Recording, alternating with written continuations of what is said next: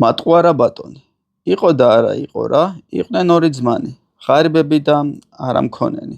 თქვენს ძმებმა, მოდი წავიდეთ ვისმეს მოჯამაგირე დაუდგეთ და რამე ვიშოვოთო. ჯერ უფროსი ძმა წავიდა, იარა, მივიდა ერთ დიდარ ბატონთან და სთხოვა. გაჭირებული კაცი ვარ და მოჯამაგირედ დამიყენეო. ბატონი დათანხმდა და უთხრა.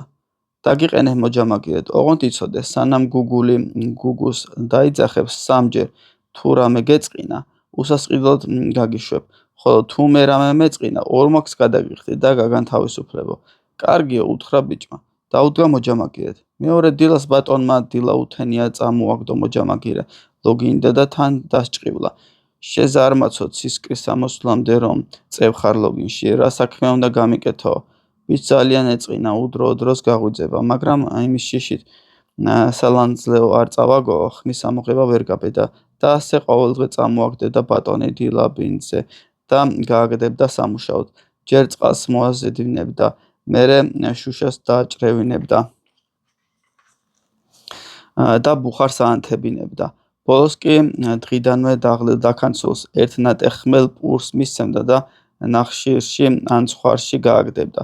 თან სულ დარაჯად ედგა და მცირე უკმაყოფილებასაც თუ შენიშნავდა მაშინვე ჰკითხავდა. ხომ არაფერი გეწყინაო? მოჯამაგირე ბოღმას გულში ჩაიბრუნებდა და შეშინებული წყენა არ შემატყოსო, მშვიდად მიუგებდა. არა ბატონო, როგორ გეკადრებათ, ცამდე კმაყოფილი ვარო. ითმინა მოჯამაგირე მითმინა, მაგრამ ბოლოს ვეღარ მოითმინა და ბატონს უთხრა. შენთან ყოფნა აღარ მინდა, უნდა წავიდეო. წადი თუ წახვალო, უთხრა ბატონმა. მაინც არაფრის მაქნესი იყავი და პურსტყულად გაჭმევდიო. ამოჰკრა პანღური და გამოაგდო. მოვიდა სახლში ჩამოგლეჯი ჩამოკონკილი და უფროს ძმას ყველაფერი ვამბო. უფროსა ძმამ უთხრა, შენ ერთი იმ ბატონის სახლი მასწავლე, წავალ მე დაუდგები მოჯამაგირე და შენს შრომასაც და ჩემსასაც ერთიანად დავინაზღაურებო. ძმამ დაუშალა, თავი დაანებე, ისეთი უხიაკი რამ არის ბოლომდე ვერ გაუძლებ და შენს ტყუილ უბრალოდ გავუმუშავებსო. მაგრამ უმცროსმა ძმამ არ დაიშალა. შენ მაჩვენე და დანარჩენი ჩემზე იყოსო. წავიდა უმცროსი ძმა, მივიდა ბატონთან და უთხრა. ღარიბი კაცი ვარ და შენს თხეგრძელობას მოჯამაგირედ დაამიყენეო. ბატონმა დაიყენა და იმასაც ისეთივე პირობა ჩამოართვა. სანამ გუგული გუგუს დაიძახებდეს, თუ სამჯერ რამე გეწყინა, უსასყიდლოდ გაგაგდებ, თუ მე მეწყინა, რაც გერგება ორმაგს მოგცემო. კარგია, უთხრა უმცროსმა ძმამ და დაუდგა მოჯამაგირედ. უმცროსი ძმა ცოტა ხანს კარგად ემსახურებოდა და ყველაფერს უსრულებდა, მაგრამ ერთხელ მზის ამოსვლამდე აღარ წამოდგა ლოგინიდან. შევიდა ბატონი და დაუყვირა. ადეკ შეზარმაცო, საქმეს მიხედეო. დამაცადე ცოტა გამოვიძინო, უპასუხა თქნარებით მოჯამაგირემ და მეორე გვერდზე გადაბრუნდა. ბატონს თლად ცეცხლი მოეკიდა. თავი ვეღარ შეიკავა და უყვირა მოჯამაგირეს. მოჯამაგირე გადმობრუნდა და ცვიერად ჰკითხა. რატომ ყვირი ბატონო, ხომ არაფერი გეწყინაო? არა კაცო, რა უნდა მწყენო და დაიმდაბლა ხმა შეშინებულმა ბატონმა. ისე გითხარი, გაგახსენეო. წამოდგა მოჯამაგირეს ლაზვნი და დაიწყო ტანსაცმლის ჩაცმა. შარვალს ხან გაიხდი და ხან ჩაიცვამდა, ხან გაიხდი და ხან ჩაიცვამდა. იმდენი, რომ შუა დღემდე ძლივს დაამთავრა ჩაცმა. ბატონი უყურებდა და ბრაზით სუნთქვა ეკვრებოდა, მაგრამ გამხელას როგორ გაბედავდა. ერთ დღეს ბატონმა უთხრა მოჯამაგირეს, ადეკი ხარები მოაძოვე და მალევე მორეკე, დღეს შეშა უნდა ჩამოგატანინო მთლიანად.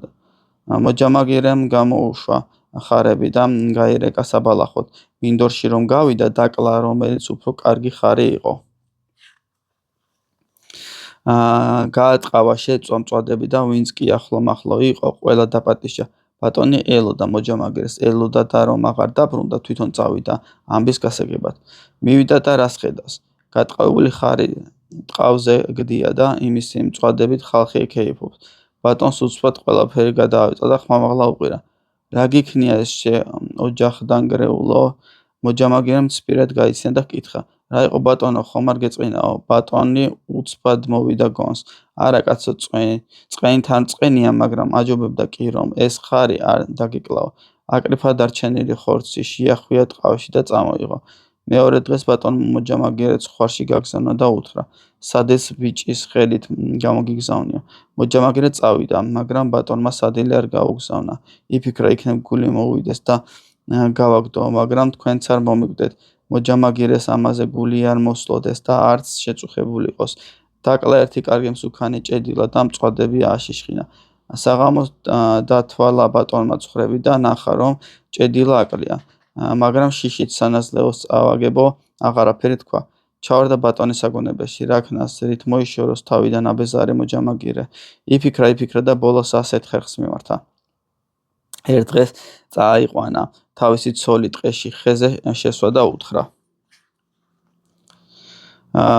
მე ჩემს მოჯამაგირეს სანადირო წამოვიყვან და აქეთ ამოვატარებ. როცა მოგიახლოვდება, სამჯერ გუგუ დაიძახე. მოჯამაგირე იფიქრებს, ყავლი გამსვლიაო და წავა, თორემ სხვანაირად თავიდან ვერ მოვიშორებთ და დავიღუპებიო.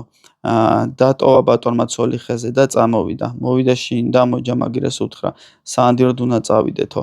კარგი დათანხმდა მოჯამაგირე. ბატონი ბრძანდები და რასაც მიბრძანებ უნდა შევასრულო.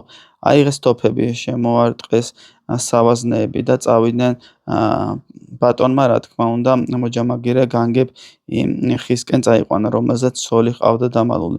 როცა დაუახლოვდნენ ცოლს, ნიშანი მისცა და ცოლმაც სამჯერ ზედიზედ დაიძახა: გუგუ, გუგუ, გუგუ. ბატონი მიუბრუნდა მოჯამაგირეს, ხელი ჩამოართვა და უთხრა: მომელოცავს თავისუფლება, აგერ გუგული ძახის, წამოდი, მოგცემ რაც გერგებ და მშვიდობით წადიო. მოჯამაგირე უარზე დადგა: არა ბატონო, ჯერ გუგულის მოსვლის დრო არ არის, ალბათ სხვა რამემ დაიძახაო. გუგულია, აბა გუგულს სხვა რა დაიძახებდაო, გაჯირდა ბატონი. მოჯამაგირე მიხვდა, რომ ბატონი რაღაცას ეშმაკობდა და უთხრა: რატომ ვდაობთ, სიმართლეს ასე გავიგებთ, ვესვრი თოფს, მოკლავ და თუ მართლა გუგული იქნება, რაღა მეთქმისო. ამ სიტყვების გადმოიღო თოფი, მოჯამაგირემ შეაყენა ფეხზე და დაუმიზნა იმ ადგილს, საიდანაც გუგუ მოისმოდა. ბატონი შეშინდა: მან დახლა ცოლი არ მომიკლასო. სწუდა თოფზე მოჯამაგირეს და გაბრაზებულმა ხმამაღლა დაუყვირა: წადი კაცო, მომშორდი თავიდან. აღარ მინდა შენი მოჯამაგირეობა. მოჯამაგირემ ცბიერად გაიღემა და ჰკითხა: ჩემო ბატონო, რაღაც ისეთ ხმაზე მყვირი, მგონი გული მოგივიდაო. გულიც მომივიდა და სისხლიც ამემღვირა. წადი მომშორდი თავიდანაო. უფრო ხმამაღლა უყვირა ბატონმა. მაშინ რა კი აგრია, სადაო რა გვაქვს ამ პირობის თანახმად, გავსწორდე და ღმერთმა მშვიდობა მოგცესო, უთხრა მოჯამაგირემ. რაღაც იზამდა ბატონი მისცა, რაც პირობით უნდა მიეცა, უფროსი ძმის ნამუშევარზე დაუხსართა და გააგდო სახლიდან. ჭრიქა ლხინიაქა, ქატოიქა ფქვილი იქა.